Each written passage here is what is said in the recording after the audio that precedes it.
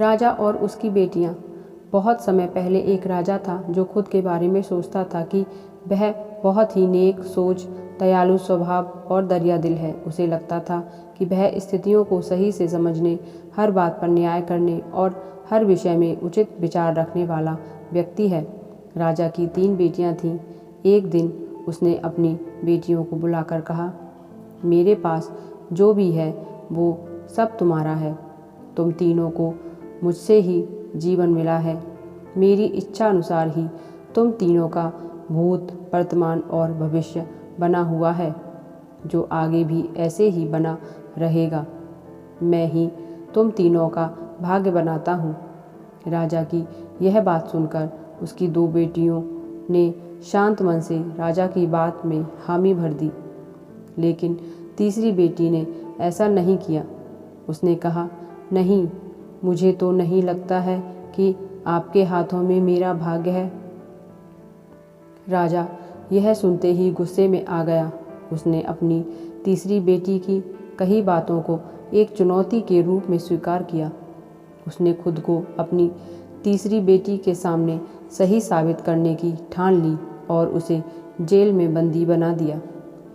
इस वजह से राजा की तीसरी बेटी कई सालों तक जेल में ही बंद रही। राजा और उसकी बाकी की बेटियां राजसी जीवन जीते रहे। राजा मन ही मन सोचता है कि यह मेरा ही हुक्म है जो मेरी बेटी जेल में कैद है। लोगों को भी यही लग रहा होगा कि राजा का ही हुक्म है जो उसकी बेटी को ऐसा भाग्य मिला है। उसकी प्रजा के लोग भी यही सोचते थे। उन्हें लगता था कि राजा की तीसरी बेटी ने जरूर कोई गलत कार्य किया होगा, तभी उसे जेल में कैद करके रखा गया है। वरना कोई भी पिता अपनी बेटी के साथ भला ऐसा क्यों ही करेगा।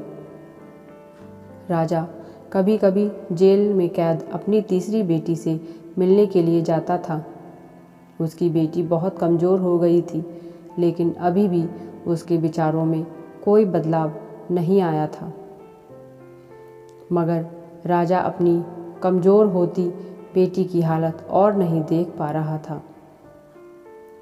एक दिन उसने अपनी तीसरी बेटी से कहा, इस तरह से तुम्हारा जिद करना मुझे बहुत गुस्सा दिलाता है। अगर तुम इसी तरह मेरी आंखों के सामने रही तो गुस्से से मैं ना जाने क्या कर बैठूंगा। मैं तुम्हें मौत की सज़ा भी दे सकता हूँ, लेकिन मैं एक अच्छे दिल का हूँ, इसलिए मैंने सोचा है कि तुम अब मेरे राज्य के पास के ही एक जंगल वाली ज़मीन पर जानवरों के साथ रहोगी। राजा ने आगे कहा, उस जंगल में सिर्फ उन्हीं लोगों को रखा जाता है जो मेरे आदेश का पालन नहीं करते। तुमने भी अपनी जिद की वजह से मेरी बात नहीं मानी, इसीलिए तुम भी अब वहाँ मौजूद लोगों के साथ अपना पूरा जीवन काटोगी। इसके बाद तीसरी बेटी को उस जंगल की ज़मीन पर रहने के लिए भेज दिया गया। वहाँ वह फल और सब्जियाँ खाने और एक गुफा में रहने लगी। उसके पास पीने के लिए झरने का पानी और ठंड से बचने के लिए सिर्फ सूरज की धूप का ही सहारा था। वहाँ की खुली हवा में रहते हुए और फल फूल खाते खाते वो जल्द ही पूरी तरह से स्वस्थ हो गई। उसने वहाँ पर खेती करना भी शुरू कर दिया। गुफा को उसने घर की तरह सजा लिया था और खुशी खुशी वहीं रहती रही। एक दिन वहाँ पर एक भटकता हुआ राहगीर आ पहुँचा। उसे देखते ही देखते राजा की तीसरी बेटी से प्रेम हो गया और दोनों खुशी खुशी वहीं रहने लगे। उस जंगल में उन दोनों के अलावा और भी कई लोग रहते थे, जिनकी मदद से उन्होंने उस जंगल को एक शहर के रूप में बदल लिया। कुछ ही सालों में राजा की तीसरी बेटी और वो राहगीर उस शहर के राजा रानी बन गए। अब उनके शहर की चर्चा दूर दूर तक होने लगी। जैसे ही इसकी जानकारी राजा को मिली, वह उस जंगल में सब कुछ देखने के लिए पहुंच गया। जब उसने वहां की राजगद्दी पर अपनी बेटी को बैठे देखा और साथ में एक खूबसूरत युवक को, तो उसके होश उड़ गए। राजा की बेटी ने अपने महल में अपने पिता का पूरे सम्मान के साथ स्वागत किया।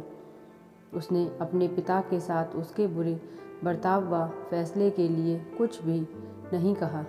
जैसे ही राजा वहां बैठा तो उसे एक आवाज़ सुनाई देने लगी, जो कह रही थी कि हर इंसान स्वयं ही अपना भाग्य बनाता है, कोई अन्य इंसान किसी और का भाग्य नहीं बना सकता।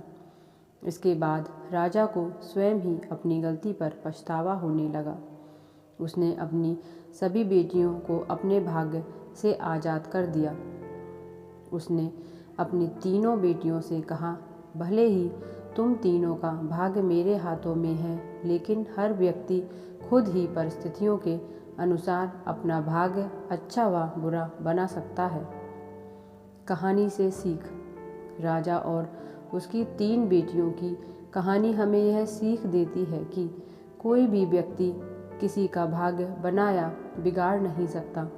हमारा भाग्य स्वयं हमारे हाथों में ही होता है, जिसे हम अपनी सूझबूझ से बुरी परिस्थितियों में भी अच्छा बना सकते हैं। तो दोस्तों, ये थी आज की मेरी कहानी। अगर पसंद आई हो तो वीडियो को लाइक कीजिए और मेरे चैनल को ज़रूर सब्सक्राइब कीजिए। Thank you for watching my video.